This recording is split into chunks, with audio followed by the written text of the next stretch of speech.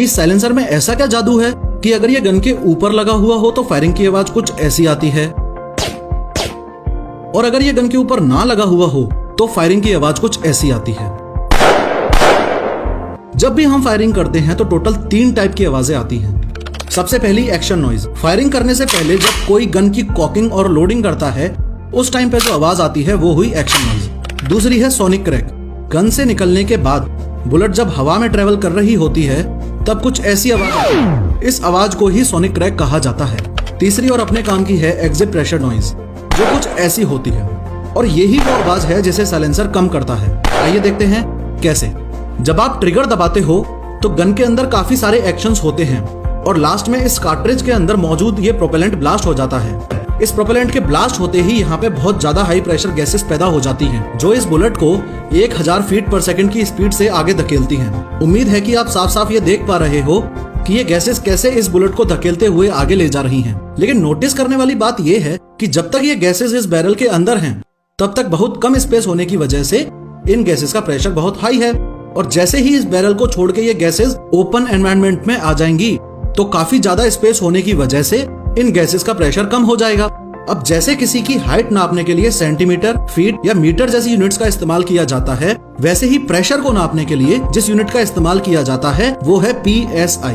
तो जब तक ये गैसेस बैरल के अंदर थी तब तक इनका प्रेशर बहुत हाई था, यानी कि करीबन 3000 PSI, और जब ये गैसेस ओपन एटमॉस्फेयर में आ गई तो ऑब्वियसली इनका प्रेशर एटमॉस्फेरिक प्रेशर के बराबर हो जाएगा, यानी कि करीबन 15 PSI।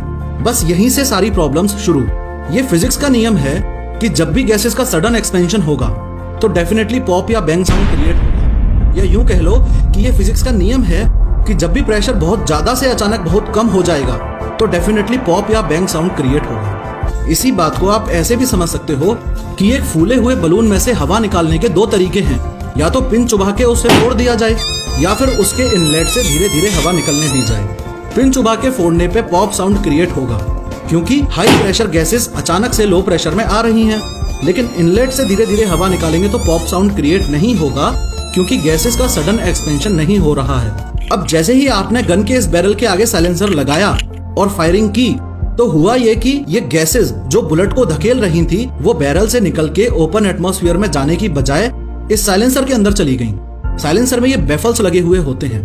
बेफल्स इसलिए होते हैं ताकि ये गैसेस ज्यादा से ज्यादा देर के लिए साइलेंसर के अंदर रहें और फिर धीरे से बाहर निकलें। आइए देखते हैं कैसे।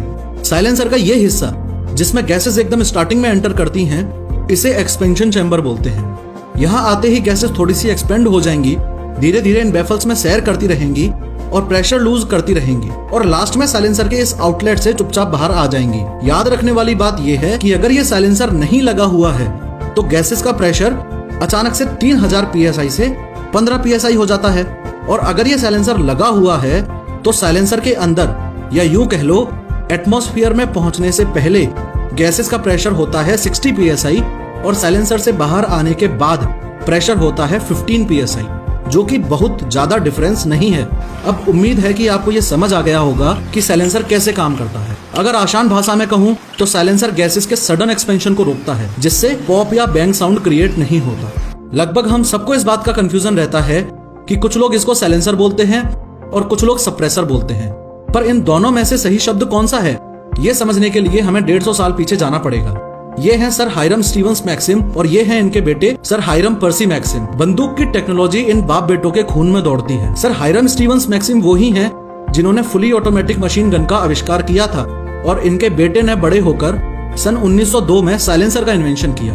एग्जैक्ट 7 साल बाद 1909 में इन्होंने साइलेंसर को कमर्शियली अवेलेबल करवा दिया और मैक्सिम साइलेंसर्स नाम से इस टेक्नोलॉजी को पेटेंट करवा लिया। उस दिन से लेकर आज तक लीगली और ऑफिशियली इसे साइलेंसर ही कहा जाता है, लेकिन टेक्निकली देखा जाए तो इसे साइलेंसर कहना गलत है क्योंकि ये फायरिंग की आवाज को एकदम साइलेंट नहीं करता, बल्कि काफी हद तक दबा देता है, यानी कि सप्रेस कर देता है। इसलिए टेक्निकली इसे सप्रेसर कहा जाता है और लीगली प्लस ऑफिशियल डॉक्यूमेंट्स में इसे साइलेंसर कहा जाता है।